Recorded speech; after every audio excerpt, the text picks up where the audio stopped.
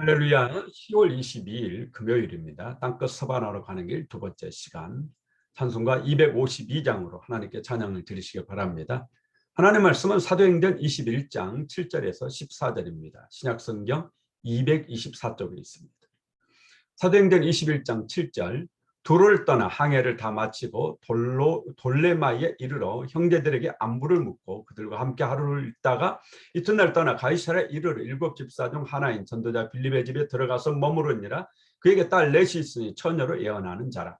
여러 날 머물러 있더니 아가보라 하는 한 선지자가 유대로부터 내려와 우리에게 와서 바울의 띠를 가져다가 자기 수족을 잡아매고 말하기를, 성령이 말씀하시되 예루살렘에서 유대인들이 이같이 이 띠 임자를 결박하여 이방인의 손에 넘겨주리라 하거늘, 우리가 그 말을 듣고 그곳 사람들과 더불어 바울에게 예루살렘으로 올라가지 말라 고나니, 바울이 대답하되 여러분이 어찌하여 울어 내 마음을 상하게 하느냐. 나는 주 예수의 이름을 위하여 결박당할 뿐 아니라 예루살렘에서 죽을 것도 각오하였노라 하니, 그가 권함을 받지 아니하므로 우리가 주의 뜻대로 이루어지이다 하고 그쳤노라.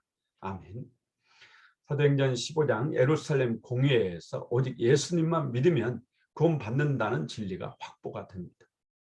이방인들에게 율법에 무거운 짐을 지우지 말자고 결의했습니다. 그런데도 불구하고 교회 안에 숨어있는 이 사단의 세력들, 즉 율법주의자들, 이들이 점점 예루살렘 교회에서 그 세력을 확대해 나가는 겁니다. 성경은 이들을 거짓 선지자라고 말씀합니다. 이 거짓 선지자 이단이죠. 이들은 율법을 고수하며 예수님 믿기를 거부하는 유대인들과도 연결되어져 있었습니다. 이 사람들은 바울을 율법의 대적자로 여겼습니다. 이방인들에게 믿음으로만 구원받는다, 할례는 필요 없다 말하는 바울을 여러 차례 죽이려고 했습니다. 한데 안타까운 것은 바울을 통해 예수님을 믿게 된 이방인들도 이 율법주의자들과 만나면 그들 편에 서고 마는 것입니다.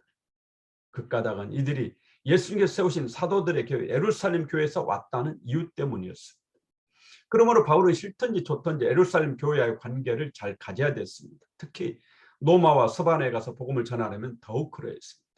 그곳에 가서 복음을 전하려면 예루살렘 교회 소속이라는 분명한 직함이 필요했습니다. 바울은 예루살렘 교회와의 관계 회복을 위해 수많은 노력을 합니다.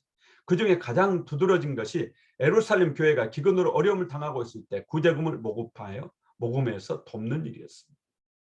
이방인 교회들이 예루살렘 교회의 어려움을 적극적으로 돕고 나서면 설령 마음이 서로 조금 상해 있다 할지라도 관계가 회복되지 않겠냐, 그렇게 생각을 한 겁니다. 그래서 이제 모금된 구제금을 가지고 예루살렘으로 가는 겁니다. 로마서 15장 31절에 바울은 예루살렘 교회가 자신이 전하는 구제금을 잘 받을 수 있도록 기도해달라고 로마교회 성도들에게 부탁하고 있습니다. 예루살렘 교회가 바울과 이방인 교회의 도움을 거절할 만큼 서로 관계가 악화되어 있었다라는 거죠. 이런 상황에서 바울은 예루살렘의 환난과 결박이 기다리고 있다는 성령님의 음성을 들었습니다. 하지만 바울은 가야 했습니다. 환난이 기다리고 있어도 가야 했습니다. 가는 것이 하나님 뜻임을 알았기 때문입니다. 그 길이 사명자의 기름을 알았기 때문입니다. 죽음이 눈앞에 기다리고 있어도 가야 했습니다. 예수님을 위해서라면 기쁨으로 죽을 수 있었습니다. 빌립보서 1장 21절에 바울이 고백하죠. 이는 내게 사는 것이 그리스도니 죽는 것도 유익합니다. 우리에게도 바울 사도의 이 믿음이 있기를 원합니다. 아멘. 1번, 빌립의 내 딸을 성경은 어떻게 소개하고 있습니까? 처녀로 예언하는 자, 그렇게 소개하죠. 저는 이 본문을 읽으면서 그런 생각을 얻게 되었어요. 바울 사도도 독신 아닙니까? 총각이죠, 말하자면. 그런데 빌립의 집에 처녀가 넷이나 있었단 말이죠. 그런데도 왜 그 처녀 넷 중에 바울에게 반하는 사람이 하나도 없었을까?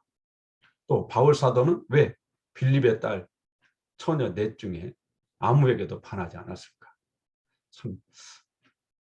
좀 그렇죠. 분명히 누군가가 있었을 것 같은데요. 넷이나 되니까. 서로가 다 독신이니까. 그런데도 평생을 독신으로 마친, 이게 좀 잘 한편에서는 좀 아쉽기도 합니다. 2번, 유대에서 내려와 바울을 향해 예언한 사람은 누굽니까? 아가보죠. 아가보는 예전에 천하의 큰 흉년이 들리라 그랬는데 진짜 흉년이 드는 참 예언자죠. 이 아가보의 예언들을 실제로 바울 사도는 예루살렘에서 체포가 됩니다. 오늘 우리가 고난이 기다리고 있어도 가야 될 길이 있습니다. 아무리 평안한 길일지라도 가지 말아야 될 길이 있고, 아무리 힘들어도 가야 될 길이 있는데 이 믿음의 길은 아무리 힘들고 괴로워도 가야 되는 길이죠. 이 믿음의 길 끝까지 걸어가는 승리하시길 예수 이름으로 축원합니다. 하나님 아버지, 예루살렘에 죽음이 있다라는 것, 예루살렘에 올라가면 체포되어서 죽는다는 사실을 알면서도 그 길을 기쁨으로 올라갔던 바울 사도의 그 믿음을 주여 저희에게도 주시옵소서. 오늘도 오직 주님만 따르겠다는 굳센 믿음 속에 저희가 살길 원하옵고 예수님의 이름으로 기도합니다. 아멘. 오늘도 여러분 예수 그리스도만 바라다 보시고 믿음으로 승리하는 복된 하루 되시기를 간절히 바랍니다. 아멘.